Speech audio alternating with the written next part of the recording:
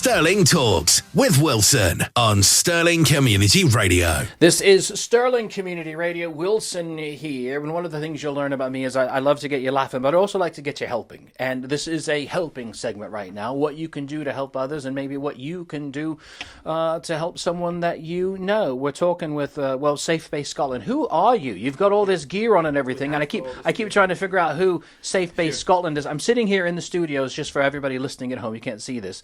And we've got the day glow, the high vis on, which is what people will see you wearing out and about, right? Absolutely, yes. So Safebase Scotland's a volunteer-led charity. We are a crisis and first aid mental health support charity. We basically look after people when they're at most need. Yeah. So we do foot patrols, we do cycle patrols, hence why the yellow gear today, because I'm out on the bike. Yeah. And it's our raison d'etre is how can we help people when the ambulance and the police aren't there to be able to do that. Right. Primarily at night time. And if we can save an A&E visit or an ambulance visit, that's our goal. We also support mental health as well, so we do a lot of mental health interventions and just talking to people and making sure that they're okay. And you are all volunteers, yes. Right? Yes, so we are all volunteers. We've been going for 15 years, 5 years in Stirling, and we've got a broad range of people from the NHS, student paramedics, student doctors, engineers, just people that want to help people and make a difference. Right. So word got out this morning that we were going to be chatting with you, and actually someone here at the Made in Stirling shop, they said, I saw someone, and I wasn't quite sure what to do. I wasn't quite sure what the situation was. I'm sure you deal with that a lot. What happens in those situations? We do. So if we're on duty, people can call us on our number 01786 611 018, and we can then come and help. If they're not, we just we can help support them through, ask them questions, do almost a little bit of triage over the phone with them, and if that means calling an ambulance or calling the police or somebody else, we can help them to do that as well. Give me that number one more time, and if you listen to this, we'll put it up on our socials when we have this on later. One more time, that number. 01786 611 018. Okay, good. Again, we'll put that up on our socials so you can get that later on. I know you're probably not sitting there with a pen right now. So when people call that number, what happens? So one of the team will answer, and then we'll just say, ask, what is the problem? Right. Can we help? And if we're on, we'll send a team straight round to where they are, and if they're not, we'll try and find a way for that person to be helped. Right. Because obviously we're primarily only on at weekends, so most Saturday nights, some Friday nights, and some daytime weeks as well.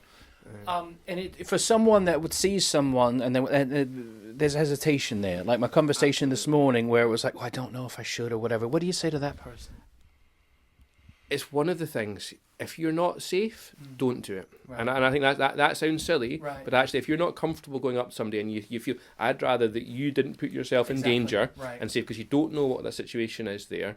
But if you do feel comfortable, just ask, are you okay? Right. You don't need to touch somebody. Right. Just a simple, are you okay? And if they respond, that starts a conversation. Right. If they don't respond, that's a different sort of conversation. Right. And if they're not responding, you should probably call 999 and call for an ambulance. But if they are talking, that's when we can come in and help as well if they're around.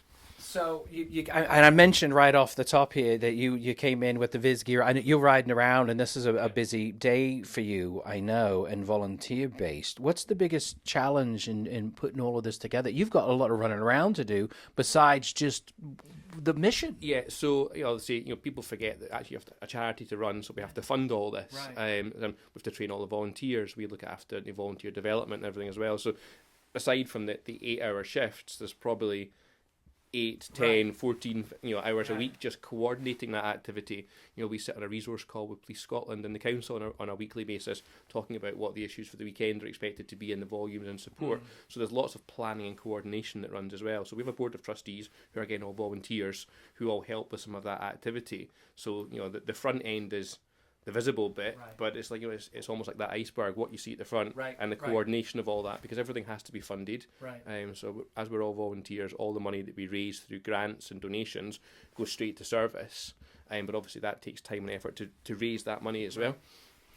Go ahead. I mean, you've got some ears right now. Plug away. How do people donate? So we've got two ways primarily. We've got a GoFundMe page, and we'll get the socials onto that as well. And then we've part of Stirling Community Lottery as well. Right. So you can pay a lottery, and so it's £1 a ticket, and some money goes to the charities, and some money goes towards a prize fund as well. And I've actually won a few prizes in that myself. Oh, there you go. Really, a little something for the effort there. So that's good.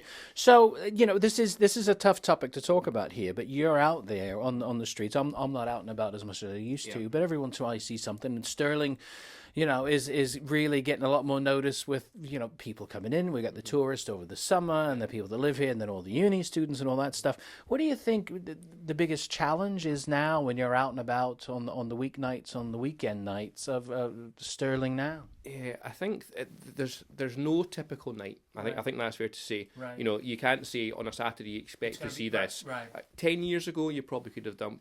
Post-COVID and drinking dynamics and budgets, everything has changed. Right. I think there's definitely more mental health issues now than there ever used to be, and that's brought on. That's exacerbated by drinking and by other substances. The fact that drugs are now cheaper than alcohol in many circumstances. Right. These kind of cocktails lead to problems, and I think people are just under a lot more pressure now, and they feel that pressure. And talking to somebody helps, and sometimes being in high vis for us is a bad thing, because people say, "Oh, we're the police," and don't want to engage. So but we've got that balance of I need to think about safety, so the team can be spotted on the cameras and things as well. But we will engage with people when we're not on the bikes. We're in a bit more blue stuff, so therefore we're not quite as high vis, But I think for us it's that safety balance as well. So it is tough, and you mentioned some of the tough stuffs there.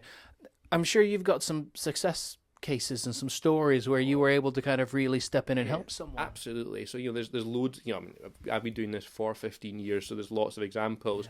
But recent ones, people that have been close to suicide or have been attempting suicide, we've been able to talk to them. That's always a challenging situation, particularly for volunteers. But my team are experienced in doing that, and actually just the ability to be able to bring somebody back and then get them to the right service and the right care that they need and support. That's a win. And there's another example that always sticks back from a long time ago is a lady we found collapsed in the doorway after a Christmas night out. A taxi driver had been trying to give her a drink. So whether it was a legitimate taxi driver or not, we'll never know. And there were 3 men standing over her. Now, we went to talk to her, got her to a safe place, and they managed to get her home.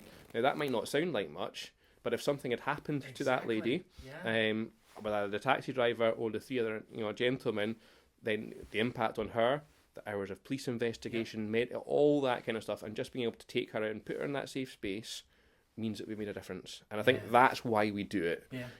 We put up with the abuse that you get from from kids and everything as well, because they think even when we realize we're not with the police, you still get that. But knowing that you can help that one person and make that difference is why my team do it. That's what it's all about, isn't it? That really is. So this is some great stuff. Big shout out to Indie Cabs who kind of helped connect us here. So we've got a lot of support in the community. One more time, if people want to help out, you've got the GoFundMe and all that, and a good way to help, and also the lottery. I want you to give that phone number one more time, because I think that's the biggest thing. If you're going to take away anything from this conversation, please help if you can, and we'll have that link up. But one more time, that phone number. Just 01786 611 018.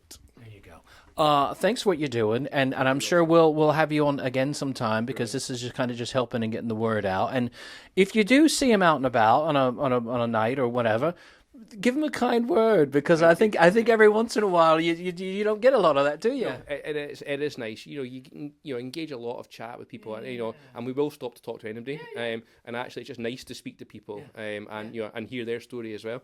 Brilliant. Well, I'm glad we can help you. And this is the first of many conversations. So keep on. Again, we'll have that linked up for you.